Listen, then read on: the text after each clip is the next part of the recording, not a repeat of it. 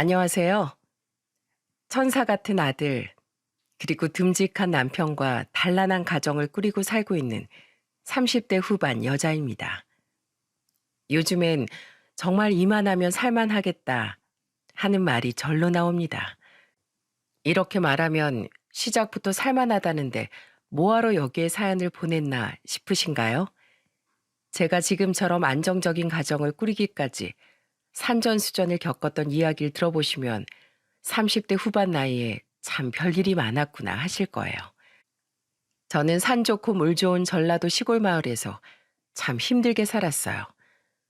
제 어린 시절을 떠올려 보면 늘 돈이 없어서 전전긍긍하던 때가 떠오를 정도랍니다. 특히 제 여동생은 제가 쓰던 물건을 대부분 물려받으면서도 싫은 소리 한 번 한 적이 없었답니다. 시골이라는 동네 특성상 학교가 많지 않았는데 제가 중학교를 졸업하면서 입던 교복을 여동생한테 물려주게 됐어요. 다른 친구들은 교복 맞추러 간다고 들떠 있는데 제 여동생은 세탁소에 맡긴 교복을 찾아오면서 기쁜 목소리로 말했습니다. 우와, 나 이제 언니만큼 키 커서 딱 맞겠다. 나 이거 입고 언니처럼 공부 열심히 해야지. 언니 교복 물려받는 거 싫지 않어? 엄마랑 내일 가서 그냥 새로 하나 맞춰 입을까? 왜? 난 똑똑한 언니 교복 물려받아서 언니처럼 공부 열심히 할 거야. 나도 언니처럼 공부 잘하고 싶단 말이야. 미안하다, 우리 딸. 엄마가 마음대로 교복도 못 사주고 정말 미안해. 엄마 왜 울어?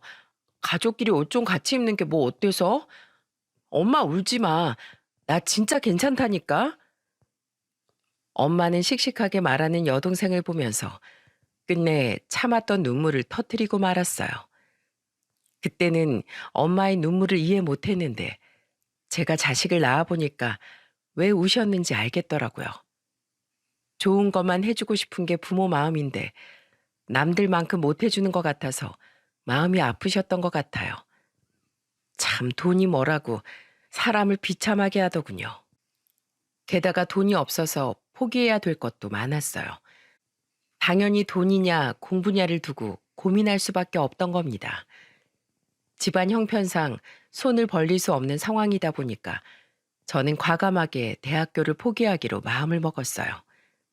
그러자 아버지는 그런 제 결정을 누구보다 안타까워하셨습니다. 급기야 저만 따로 불러서 아버진 진지한 목소리로 절 설득하기도 하셨어요. 혜경아, 이 애비가 어떻게 해서든지 등록금 마련할 테니까 대학교 가. 너 공부 더 하고 싶어 했잖아. 아빠 아니야. 요즘 뭐 대학 나와봤자 좋은 회사 가는 것도 아닌데 뭐하러 가. 난 그냥 빨리 돈 벌고 싶어. 공부도 교복 입을 때나 재밌는 거지. 우리 큰딸 얼마나 똑똑한지 이 애비가 다 아는데 학교를 안 간다니까 미안해서 그렇지. 내가 막노동을 해서라도 벌어올 테니까 대학 가서 공부해. 아빠, 그런 생각하지 마. 내가 이렇게 돈 벌러 갈 수 있는 것도 엄마랑 아빠가 이만큼 다 키워줘서 그런 거야. 그래서 더 이상 집에 손 벌리기 싫어서 이런 선택한 거야. 그러니까 난 돈 많이 벌어서 엄마 아빠 기쁘게 해줄 거니까 내 꿈 막지 마. 아버지는 제 손을 잡아주면서 절 믿는다고 말해주셨어요. 눈에 눈물까지 맺힌 채 말하던 아버지 모습이 지금도 선합니다.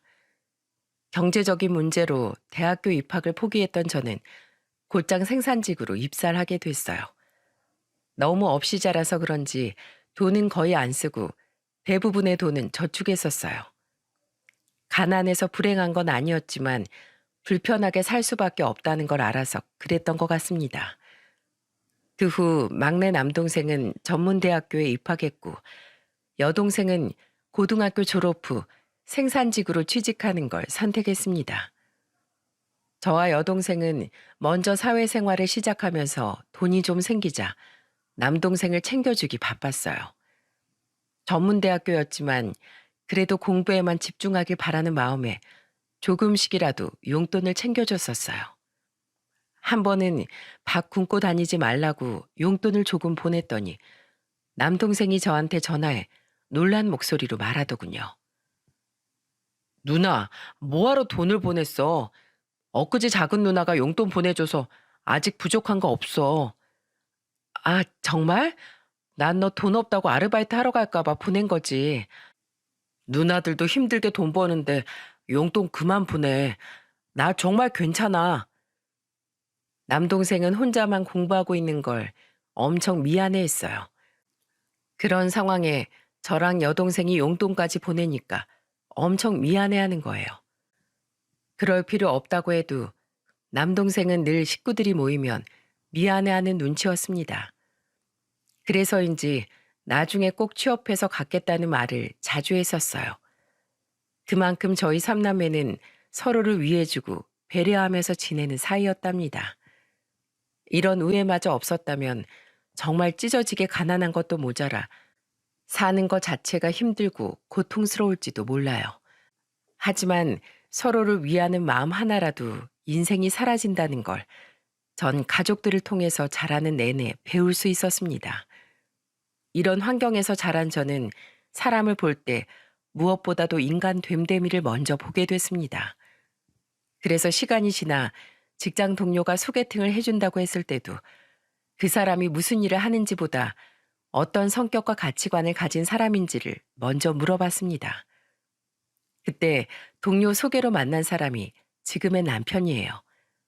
일반 생산직인 저와 달리 남편은 자동차 회사에서 생산직으로 일하고 있는 사람이었어요. 소개로 만난 남편은 저와 대화도 잘 통했고 처음 만난 사이인데도 어제 본 것처럼 대화가 편해져서 자연스럽게 연애까지 이어졌죠. 그렇게 1년쯤 만났을 때 아버지가 엄마랑 같이 서울에 있는 병원으로 검진을 올 일이 있었어요. 저희 부모님이 서울에 오신다니까 남편이 부모님 마중을 나가겠다며 말하는 겁니다. 예비 장인어른 장모님이 오신다는데 내가 당연히 마중 가야지. 몇 시쯤 오신다고 얘기하신 시간 있어? 굳이 그럴 필요 없어. 나중에 정식으로 자리 만들어서 만나자. 에이, 그건 아니지. 그래도 서울까지 오신다는데 내가 모른 척 할 수 있겠어? 서울길 낯설고 복잡하실 텐데 내가 차로 모셔서 데려다 드릴게. 병원 검진 받으러 오시는데 편히 가셔야지. 그때 저는 남편이 처음으로 달라 보였던 것 같아요. 생각했던 것보다 더 속 깊고 훨씬 더 배려가 깊은 사람이라는 걸 그때 알게 됐답니다. 하지만 이때가 결혼을 결심하게 만든 사건은 아니었어요. 제가 결정적으로 남편과 결혼을 결심했던 시점이 언제였는 줄 아십니까? 계속 몸이 안 좋다고 잔병치레를 하던 엄마가 그때 검진을 받으러 오셨던 건데 백혈병 진단을 받고 입원까지 하게 된 겁니다. 정말 온 가족이 충격에 휩싸였던 때였어요. 특히 아버지는 엄마 병세가 깊어질수록 같이 말라갔습니다. 그리고 엄마는 병마와 싸우며 힘겨운 시간을 보내고 있었고요. 엄마는 고통스러운 목소리로 아버지한테 말하는 모습을 보기도 했습니다. 여보, 내가 집만 되는 것 같아. 나 그냥 다 포기하고 싶어. 너무 힘들어. 치료도 힘들어서 못하겠어. 그게 무슨 소리야? 가족들이 여기 있는데 뭘 포기해? 내가 절대 포기 못해. 당신 건강해져서 다시 집으로 돌아갈 수 있어. 그러니까 제발 힘내. 아버지는 무서움에 떨고 있는 엄마 옆에서 끝까지 괜찮을 거라며 곁을 지켜주셨어요. 그리고 또 그런 아버지 곁에는 저희 삼남매가 있으니까 충분히 이겨낼 수 있다고 믿고 싶었습니다. 하지만 백혈병이란 병은 참 무서운 병이었어요. 온 가족이 간절하게 빌었지만 엄마는 끝내 세상을 떠나고 말았던 겁니다. 아버지는 시골에서 서울로 엄마를 모시고 올라와 병간호에만 매진할 만큼 지극정성이었지만 엄마는 그런 아버지만 두고 떠나셨어요. 아버지는 엄마의 장례식 기간 내내 식음을 전폐할 만큼 충격에서 벗어나지 못하셨습니다.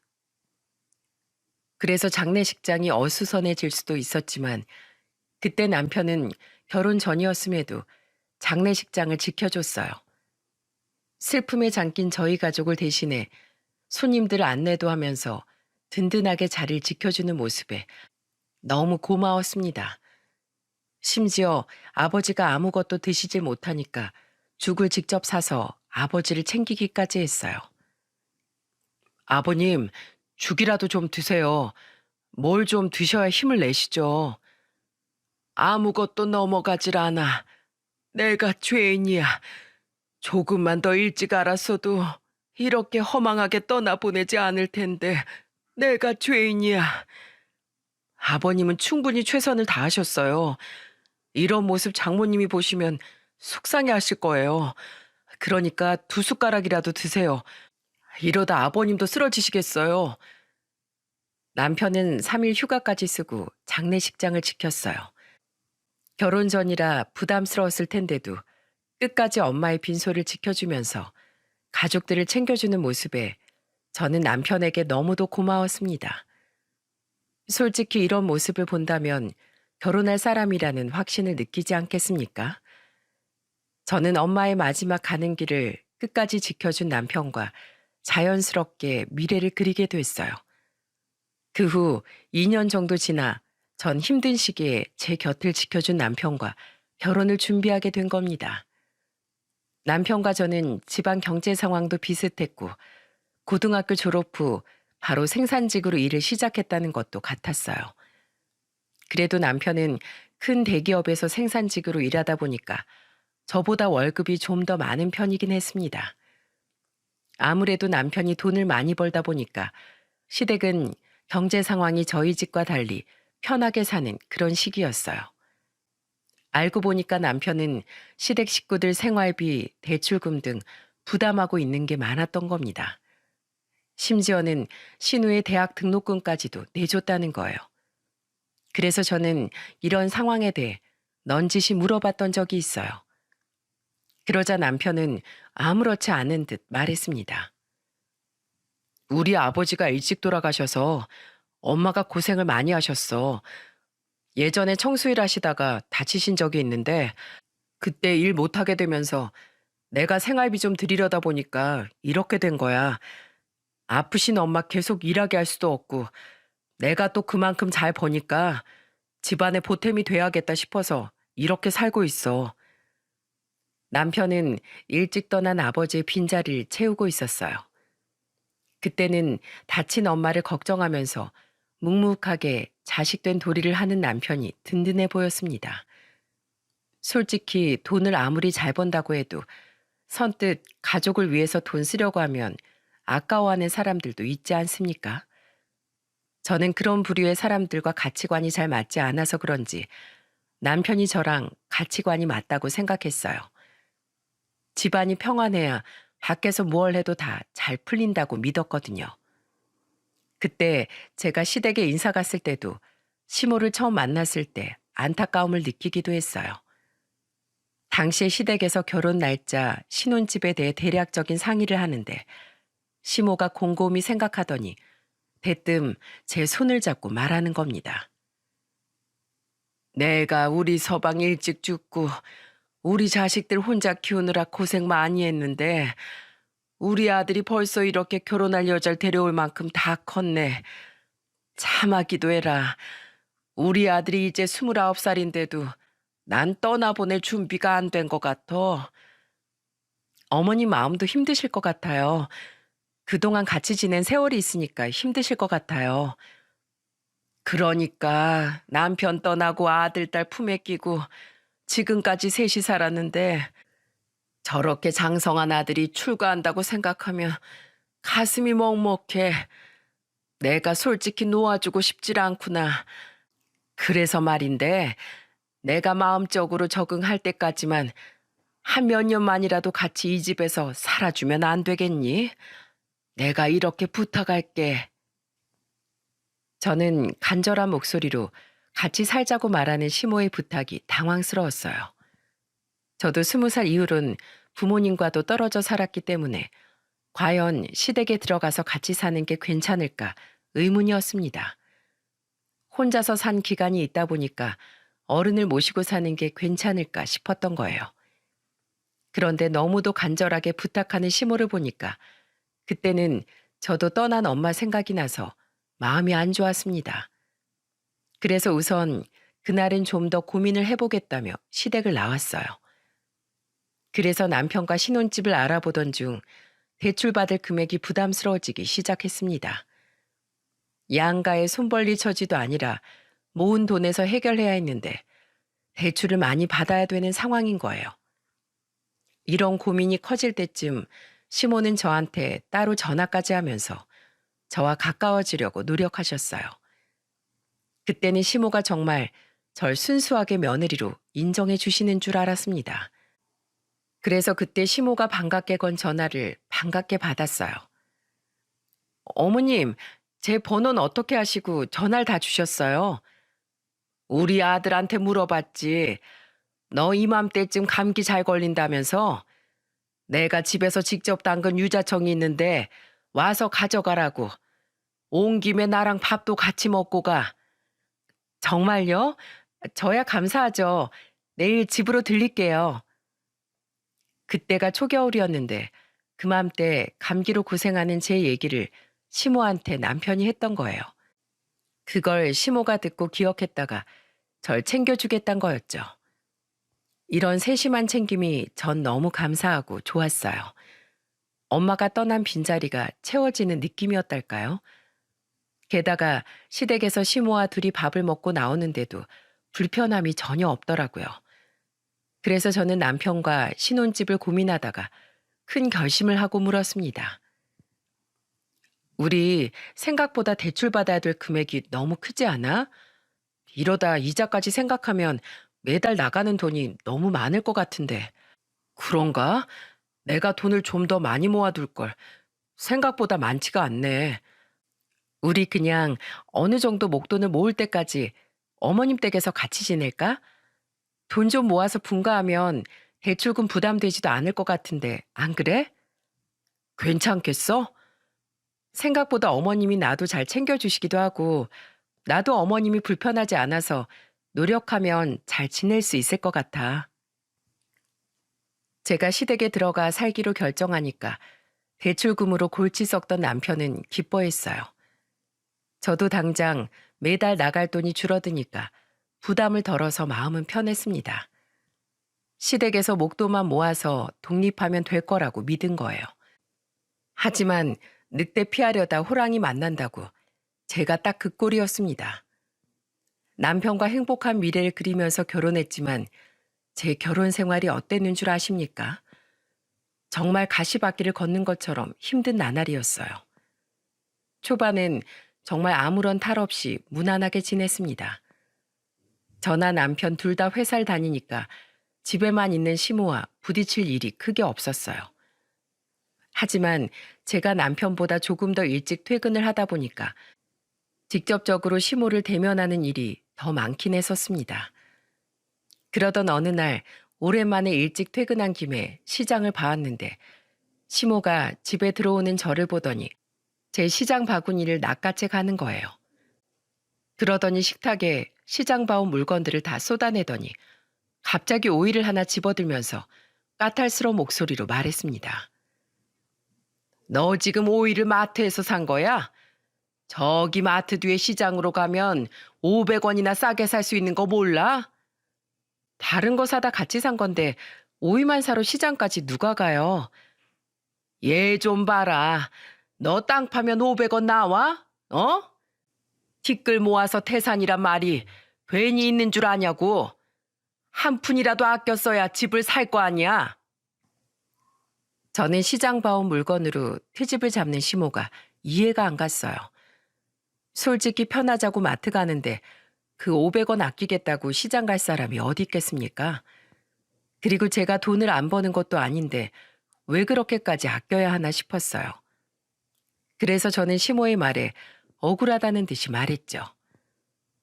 어머님, 제가 집에서 쉬다가 시장 보러 간 것도 아니고 퇴근길에 간 건데 그런 걸 어떻게 다 신경 써요. 저도 피곤해요. 그러니까 아파트도 못 사는 거야. 알겠어? 넌 내 아들 통장까지 받아가서 혼자 관리하면서 너무 안일하게 생각하는 거 아니야? 돈도 우리 아들이 더 버는데 돈 맛봤다고 막 쓰는 거 아니지? 어머님, 저 그렇게 돈 헤프게 관리 안 해요. 저도 사회생활 경험 없는 것도 아닌데 돈 벌기 어려운 거 충분히 알아요. 그리고 저희 부부고 살림도 제가 도맡아 하는데 제가 관리하는 게 맞죠. 절대로 허투루 쓸 일은 없을 테니까 그런 거 걱정하지 마세요. 제가 단호하게 말하니까 시모는 불편한 신기가 보이는 표정을 지으셨어요. 그전부터 시모가 돈덩거리긴 했어도 스트레스 받을 정도로 심한 편은 아니었습니다. 그런데 오이 사건으로 인해 저한테 어떤 폭풍이 불어닥칠지 저는 상상도 못했어요. 대체 단돈 500원이 어떤 파장을 불러올까 궁금하시지 않습니까? 이상하게 시모는 제가 돈을 어디에 어떻게 쓰는지 제일 궁금해했었죠. 그러다가 한 번은 남편이 월급날이라 소고기를 사서 퇴근한 적이 있었어요. 식구들이랑 다 같이 먹으려고 사온 건데 시모는 잘 먹다가 뜬금없이 저한테 엉뚱한 질문을 했습니다. 애미야, 근데 넌 월급이 얼마나 되냐?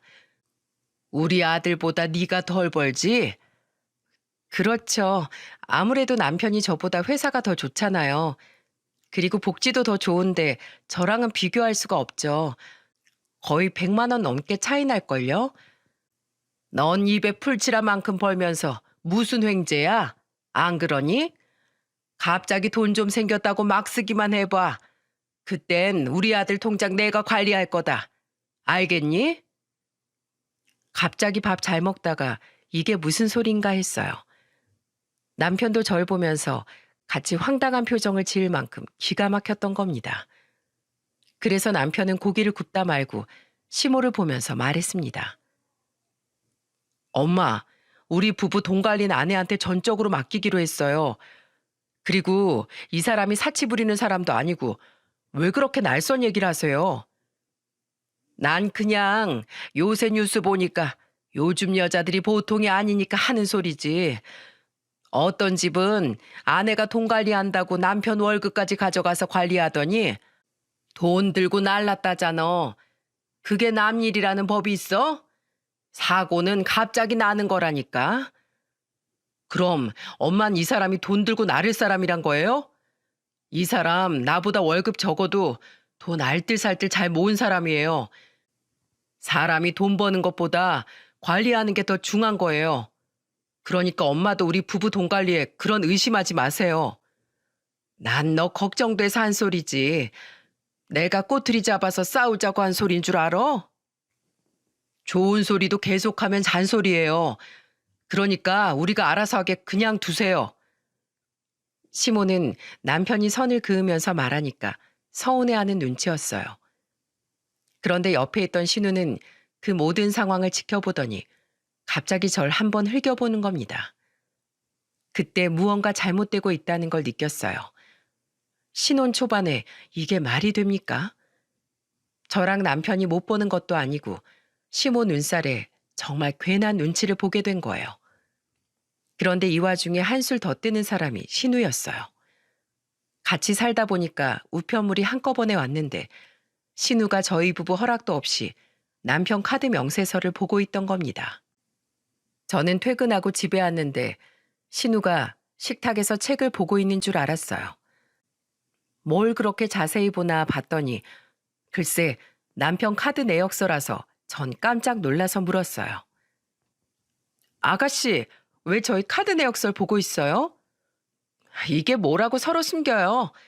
뭐 사지 말아야 할 거라도 샀어요?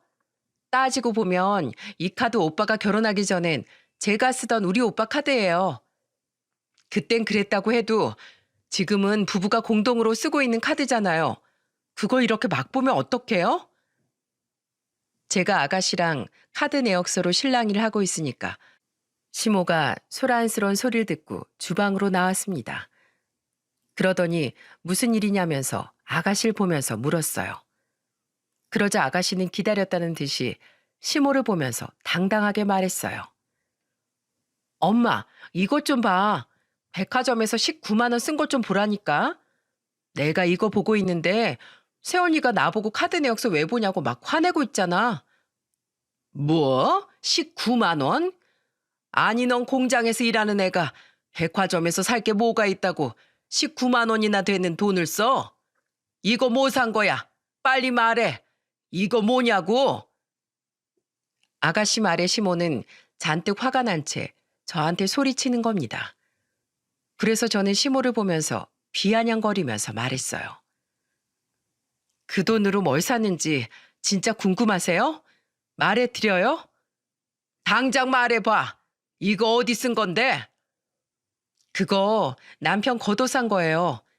맨날 후줄근한 옷만 입고 다니길래 제대로 된 옷 하나쯤은 있어야지 싶어서 산 거라고요. 날씨도 점점 추워지는데 그거 산 게 그렇게 문제예요? 뭐? 우리 아들 옷 산 거라고? 네. 백화점에서 무슨 여자 옷만 파는 줄 아세요? 대체 뭐가 그렇게 걱정이신 건데요? 저는 답답한 마음에 소리를 쳤어요. 그러자 시모는 꼬리를 내리면서 뻔뻔하게 말하더군요. 우리 아들 옷 산 거면 됐네. 내가 추궁해서 미안하게 됐다. 제대로 사과해 주세요. 저 이렇게 사사건건 의심받고 추궁받는 거 너무 억울하고 답답해요. 그래, 알았다고.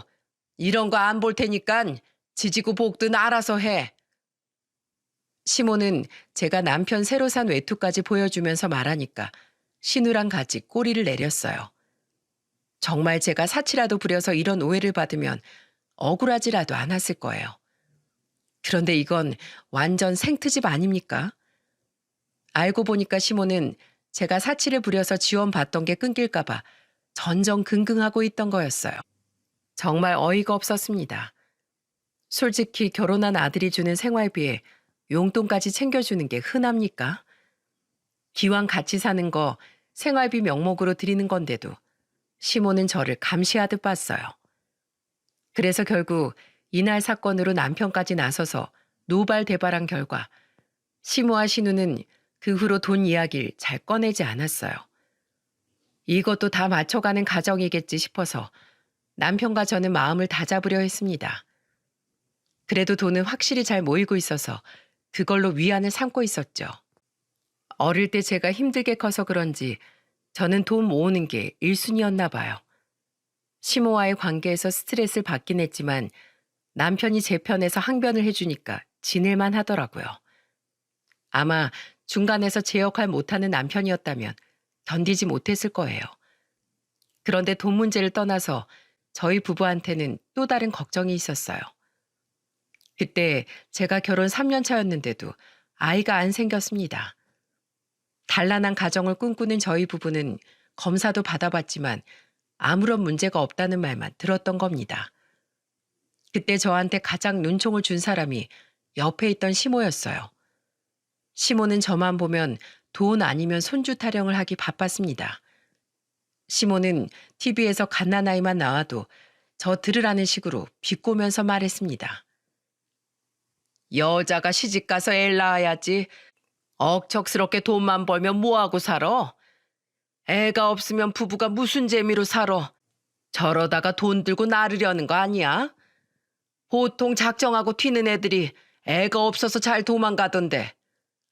지금 저 들으라고 하시는 말씀이에요? 말이 그렇다는 거지.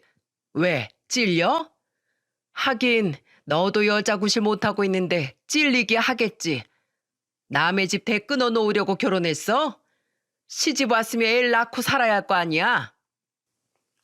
그게 어디 제 마음대로 되는 일이었으면 저도 진작에 임신해서 아이 낳고 살았겠죠. 어머님 정말 너무하신 거 아니에요? 그래도 같은 여잔데 어떻게 여자 구실이라는 말을 하실 수 있으세요? 다 널 위해서 해주는 말이잖아. 남자가 가정에 마음 붙이려면 애가 있어야 한다니까. 남들은 다 며느리들이 예쁜 손주 잘만 낳던데 넌 뭐가 문제야? 애 못 낳는 며느리 누가 좋아해? 제발 부부 일에 그만 좀 참견하세요. 저도 속상하고 답답해요. 근데 꼭 어머니까지 이러셔야겠어요? 그날은 너무 억울하고 화가 나서 한바탕 하고 방으로 들어가 버렸어요. 정말 오죽했으면 제가 화를 냈겠습니까? 저도 최대한 좋게 풀고 싶었는데 시모가 매번 저렇게 저한테 애 못 낳는 며느리 누가 좋아하냐며 절 무시하더라고요. 그러다 정말 남편까지 껴서 집안이 발칵 뒤집힐 만큼 난리가 났던 적이 있었습니다. 정말 아무 생각 없이 미역국을 끓였는데 시모가 아침 식탁에 있는 미역국을 보고는 비아냥거리면서 말하는 거예요. 누가 애라도 낳았어? 웬 미역국이야? 뭘 했다고 미역국을 먹어? 시모는 왜 미역국을 끓였냐면서 제게 뜬금없이 화를 내더군요. 미역국이 끓이기 어려운 국도 아니고 꼭 무슨 날이어야만 먹는 건가요? 그래서 남편이 시모를 보면서 단호하게 말했어요. 꼭 누구 생일이어야만 미역국 먹는 것도 아닌데 왜 그러세요? 아침인데 국 있으면 좋잖아요. 저 나이쯤 됐으면 애 낳고 미역국을 먹어야지. 아휴, 아침밥 먹겠다고 미역국을 먹어? 누구 염장 지르니? 엄마 왜 그래요 아침부터? 남편도 시모의 말에 짜증난 말투로 말했어요. 그래서 저도 시모한테 억울한 목소리로 말하게 됐어요. 손주 보고 싶으신 마음 저도 충분히 알아요. 근데 어머님보다 더 아이 원하고 있는 사람이 저라고요. 저 그럼 일도 그만두고 컨디션 관리만 할까요? 그러길 바라세요? 회사를 왜 그만둬? 뭐 그런다고 애가 생겨? 어머님이나 아가씨 집안일을 잘하는 것도 아니고 회사 일에 집안일에 제가 얼마나 힘들겠어요. 힘들어서 생기래도 안 생기는 걸 수도 있잖아요.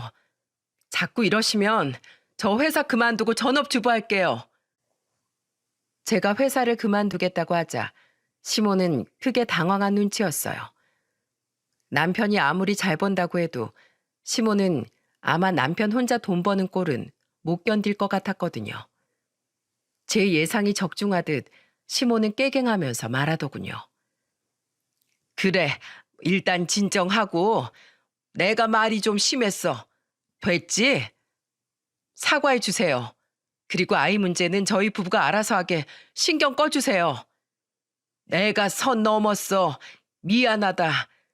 회사는 그냥 다니고 내가 집안일 하는 방향으로 노력하마. 회사 그만두지 말고 다녀. 시모는 제가 아들 돈 쓸까봐 전전긍긍하는 시모가 제가 전업주부를 한다니까 벌벌 떨 만큼 싫어했어요. 그 이후 시모는 아이로 트집을 잡는 일은 거의 없었어요. 여전히 돈 문제로는 자주 다퉜지만 그것도 남편이 중재를 잘하는 덕분에 조율해 나갈 수 있었습니다. 그러다 저와 남편은 결혼 5년 만에 드디어 아이를 갖게 됐어요. 남편은 정말 세상을 다 가진 듯 좋아했고 양가 어른들도 오랜 기다림 끝에 들려온 소식에 모두 축하해 줬답니다. 그렇게 첫 손자인 만큼 시모도 저한테 엄청 신경을 써줬어요. 그래서 그런지 정말 사랑스럽고 천사 같은 아이가 건강하게 태어날 수 있었답니다. 그런데 그 기쁨도 잠시 아이가 커갈수록 행동하는 게 다른 아이와 좀 다르다는 게 느껴졌어요. 아이가 잘 웃지도 않고 눈을 잘 마주치지 않는 거예요. 심지어 한 2살쯤 됐을 때까지도 아이 이름을 불렀을 때 어딘가 이상하다는 걸 느꼈어요. 의주야, 엄마 여기 있네. 엄마 좀 봐. 아이한테 이름을 불러도 반응이 없으면 자폐 스펙트럼 장애를 의심해 봐야 하는 때였습니다. 저는 남들과 다른 우주의 반응에 겁이 나기 시작했죠. 혹시나 하는 마음에 병원까지 가서 정확한 검사를 받았어요. 그런데 검사 결과 오랜 시간 기다렸던 제 아이는 자폐 진단을 받은 겁니다. 너무 충격을 받아서 저는 그 자리에서 주저앉았어요. 남편은 당황스러운 표정으로 절 달랬습니다. 그때 저는 내가 이 아이를 정말 잘 키울 수 있을까 하는 생각까지 들었어요. 그래도 어쩌겠습니까? 내 배로 낳은 내 자식이고 우리 부부에게 있어서 소중한 선물 같은 존재였거든요. 그래서 힘들지만 저와 남편은 아들을 있는 그대로 받아들이기로 결심했어요. 저희가 이렇게 긍정적으로 생각하려고 노력하는 와중에도 산통을 깨는 사람이 있었습니다. 바로 시모였죠. 시모는 우주가 다른 아이와 다르다는 걸 알고 저만 보면 타박을 하며 화를 냈어요. 우리 집안에 대대손손 장애가 있던 애는 없었어. 네 씨가 잘못된 게 분명해. 너 만나고 이렇게 된 거잖아. 아유, 쪽팔려. 우리 아들 인생 망했네. 망했어. 집에 장애 있는 사람이 한 명만 있어도 집안이 거덜난다는데 어쩔 거야? 시모가 밖에서 술을 한잔 했는지 거실에서 아이를 보던 저를 보면서 화를 내기 시작했습니다. 그 소리에 놀란 우주가 제 옆에서 울고 있었어요. 저는 우주를 안고 달래면서 시모한테 화난 목소리로 소리쳤습니다. 제발 그만하세요. 지금 우주가 다 듣고 있는 거 안 보이세요? 어른이면 어른답게 행동하셔야죠. 그리고 뭐 애는 저 혼자 낳았어요? 왜 저한테 씨타령을 하세요? 그럼 누구 탓을 해? 네가 품은 네 새끼잖아. 제가 우주 키워달래요? 어머님한테 잠깐이라도 애 맡긴 적도 없어요. 한 번 더 우주 앞에서 소리 지르면 저희 집 나갈 거예요. 아이고 무서워라. 며느리 무서워서 못 살겠네. 아주 눈에 쌍심지를 켜고 달려드네. 제가 집을 나가겠다고 하니까 시모는 가슴팍을 치면서 우는 소리를 했어요. 제가 이렇게 말할 수밖에 없었던 건 시모가 그동안 우주가 조금만 잘못해도 아주 우주를 잡아먹으려고 했기 때문입니다. 우주가 아직 3살밖에 안 됐을 텐데도 시모는 작은 실수도 용납하지 않았어요. 그동안 저와 남편도 독립하려고 시도했었는데 그때마다 시모는 외롭고 힘들다면서 저희 발목을 붙잡으셨어요. 심지어 며칠씩 식음을 전폐하면서 알아눕기까지 해서 매번 나갈 수가 없었죠. 그런데 남편도 시모가 우주를 너무 미워하니까 참다 못해 한마디 했던 적이 있을 정도였습니다. 그러던 중 정말 시모와 골맞던 갈등이 제대로 터지고만 사건이 터졌어요. 정말 터질 게 터진 듯 큰 싸움이었습니다. 우주가 손이 많이 가다 보니까 저는 회사를 그만두고 우주한테만 매달려 있었어요. 그러다 보니까 자연스럽게 시골에 홀로 있는 아버지도 찾아뵐 시간도 없었답니다. 그래서 아버지한테 안부 전화만 하면서 지낼 뿐이었어요. 그러던 어느 날 제가 심한 몸살로 고생하고 있을 때였습니다. 그런데 마침 그날이 아버지 생신이었는데 너무 몸이 안 좋아서 도저히 갈 수 있는 상황이 아니었어요. 그래서 결국 아버지한테 전화해 저는 자초지종을 설명했습니다. 아빠, 나 몸살이 나서 오늘 가기로 했는데 못 갈 것 같아. 동생들이 간다니까 같이 식사 맛있게 하시고 꼭 미역국 챙겨 드세요. 죄송해요. 아니야. 그동안 잘 챙겼는데 뭘. 걱정 말고 네 몸조리 잘해. 아픈 애까지 보려면 힘들 텐데. 네. 그리고 지금 아빠 통장으로 30만 원 입금해 드렸으니까 동생들이랑 외식이라도 하세요. 전 다음 주에 시간 내서 갈게요. 저는 그렇게 아버지께 죄송하다는 말을 하고 전화를 끊었어요. 그런데 그때 전화를 끊자마자 제 방문이 벌컥 열리는 겁니다. 갑자기 문을 열고 들어온 사람은 시모였어요. 알고 보니까 방문 앞에서 제 통화를 엿듣고 있던 시모는 화가 잔뜩 나 저한테 소리쳤습니다. 야, 너 일어나 봐. 어머니, 오늘 몸이 좀 안 좋으니까 다음에 얘기하세요. 아니, 나 다음에 못 하겠는데 당장 일어나 보라고. 내 말이 지금 우스워? 그때까지도 영문도 모르던 저는 또 왜 이러나 싶어서 빨리 얘기를 끝내려고 일어나면서 말했습니다. 네, 말씀하세요. 너 지금 백수 주제에 30만 원 어디로 보내는 거야? 너 혹시 우리 아들 몰래 비자금 만들었냐? 오해예요. 그리고 저 지금 두통이 너무 심하니까 다음에 얘기하면 안 될까요? 말 돌리지 말고 당장 통장 내놔. 앞으로 내가 관리할 거니까 내놔. 백수 주제에 무슨 돈 관리야? 난 이제 너 못 믿겠으니까 내놓으라고. 어디 있어? 가계부랑 다 내놔. 못 믿으면 어떻게 하실 건데요? 억지 좀 그만 부리세요. 지금 우리 아들 뼈 빠지게 밖에서 일하는데 넌 누워서 친정에 돈을 보내? 야, 통장 어딨어? 내놔. 어딜 감히 내 아들 등골을 빼먹으려고 해? 시모는 제가 아버지한테 30만 원을 보냈다는 사실에 격분해 방을 뒤지기 시작했어요. 그러더니 옷장을 열고 옷을 다 끄집어내는 겁니다. 힘겹게 몸을 일으켜서 그런 시모를 말리며 소리쳤어요. 그만하시라고요, 제발. 언제까지 이러실 건데요? 왜 함부로 들어와가지고 남의 물건에 손을 대세요? 어쭈, 이것 봐라. 아프다더니 대드는 것 좀 봐. 저리 안 비켜? 제가 그만하라고 말리자 시모는 저를 옆으로 있는 힘껏 밀쳐버렸습니다.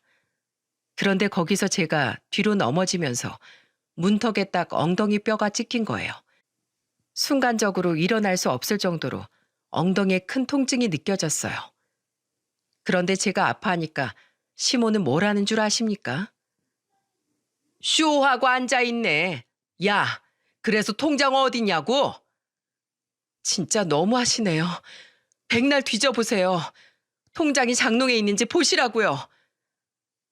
시모는 제가 아파서 고통스러운 소리를 내도 아랑곳하지도 않았어요. 통장을 찾겠다고 온 집안을 뒤지다가 결국에 안 나오니까 화를 내며 말하더군요. 내가 통장 못 찾아서 포기할 줄 알지? 반드시 찾아내서 너한테서 내 아들 월급 안 맡길 거야.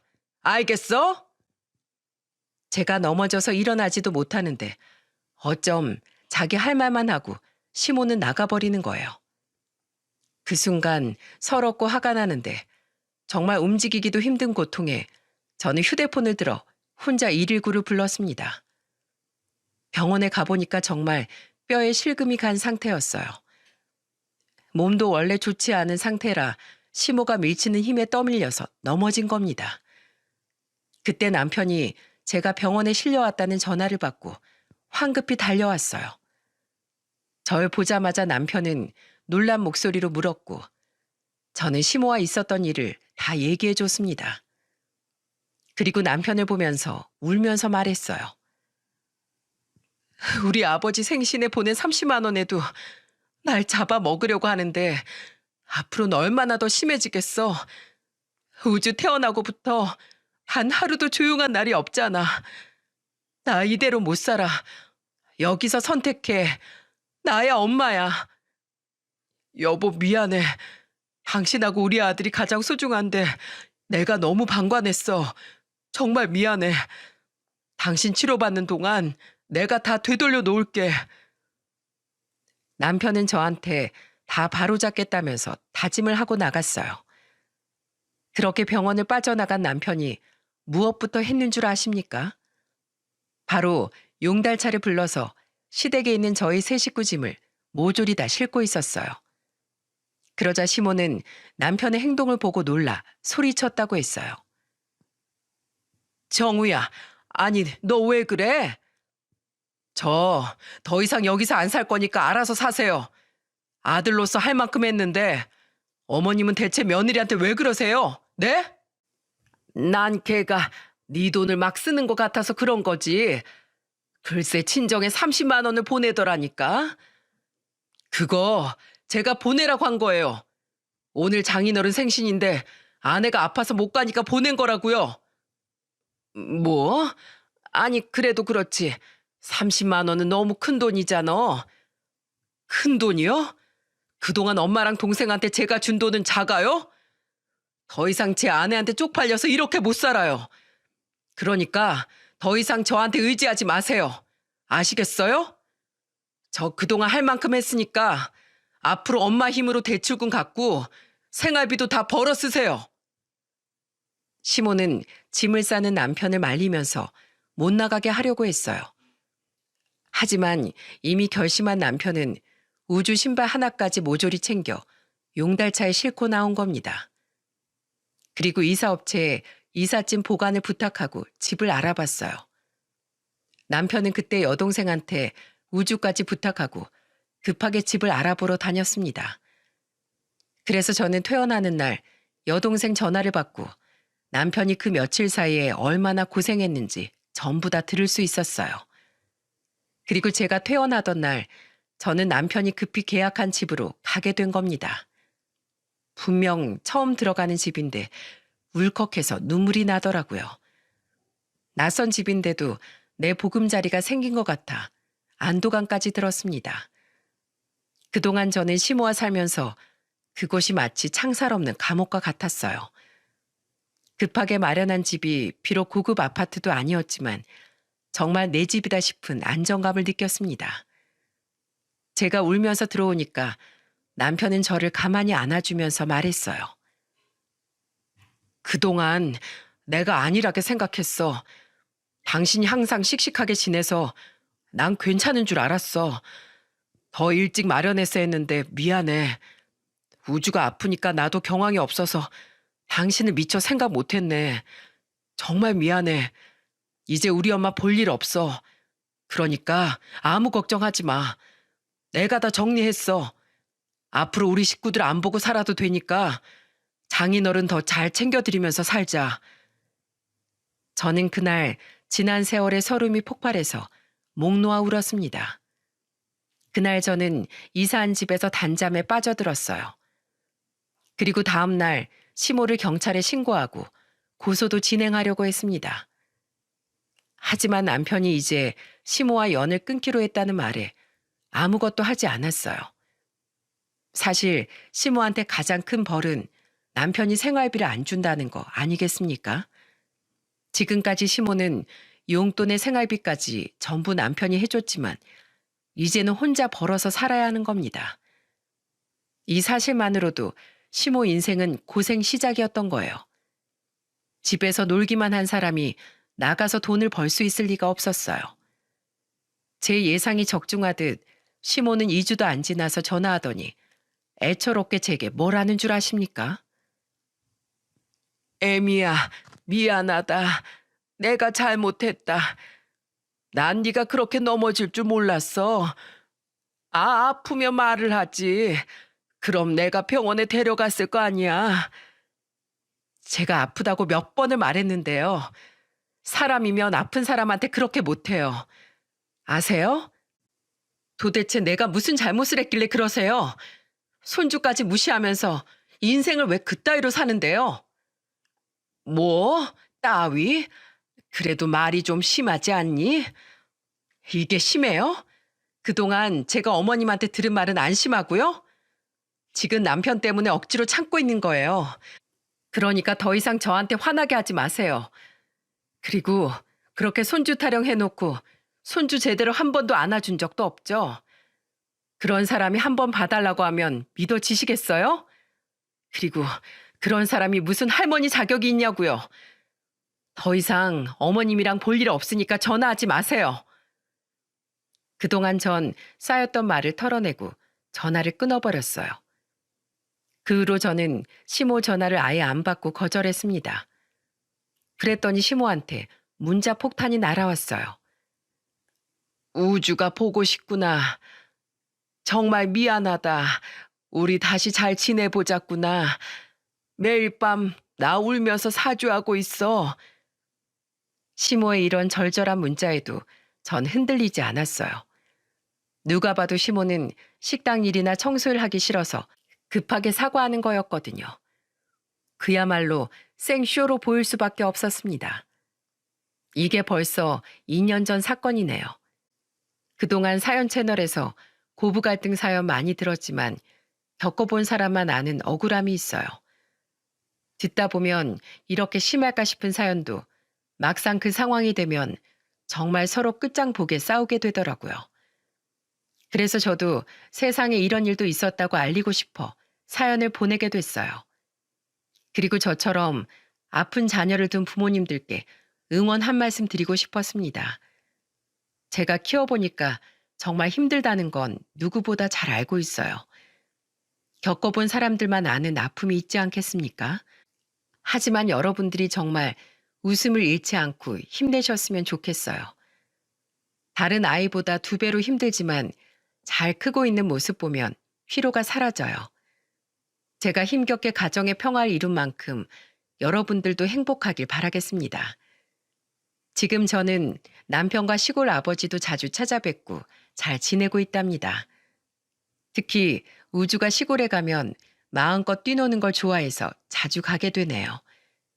시골에 가면 남편이 아버지와 술도 한 잔씩 기울이면서 말동무가 되어주니까 든든하답니다. 시모와 신우는 저희가 이사한 집 주소도 몰라서 찾아오지도 못한답니다. 그래서 저희 세 식구 오순도순 너무 잘 살고 있어요. 부디 이 행복이 오래 갔으면 좋겠네요. 시청자 여러분들께서도 많이 응원해 주세요. 다가오는 한가위에도 모두 행복만 가득하시길 바라겠습니다.